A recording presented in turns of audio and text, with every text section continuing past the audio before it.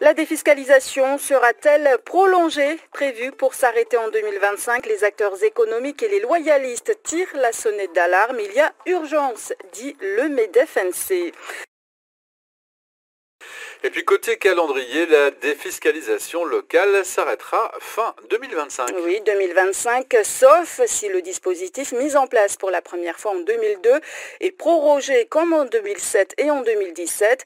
En tout cas, il y a urgence, estime le mouvement des entreprises de Nouvelle-Calédonie, le MEDEF-NC.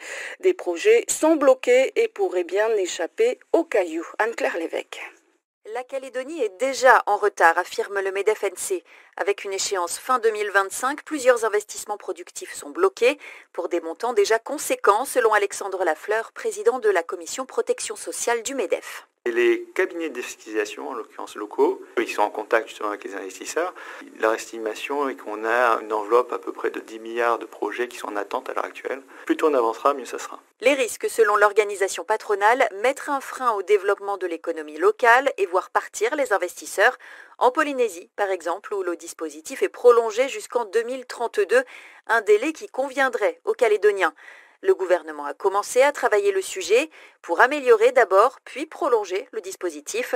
Les patrons demandent la démarche inverse. Il y a eu une première réunion d'échange où on nous a parlé effectivement de réunions de travail qui vont se lancer, mais ces travaux justement pour retravailler le mécanisme et le périmètre de défiscalisation locale vont durer plusieurs mois. C'est la raison pour laquelle la métropole et Tahiti ont commencé par proroger et retravaillent à l'heure actuelle le périmètre et les mécanismes de la défiscalisation.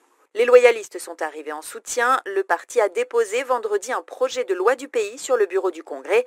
Ce n'est pas un coup de pression, affirme Christopher Gigès, secrétaire général des loyalistes. Ce texte, on y travaille depuis 3 ans maintenant. Je crois que les deux sont compatibles, c'est-à-dire qu'il y a une urgence de prolongation pour donner de la visibilité aux investisseurs. Mais si un autre texte arrive qui permet d'améliorer le dispositif, on l'accompagnera. Un prolongement d'autant plus attendu par les investisseurs que la défiscalisation locale sert en partie d'argument pour Bercy et l'obtention de la défiscalisation nationale.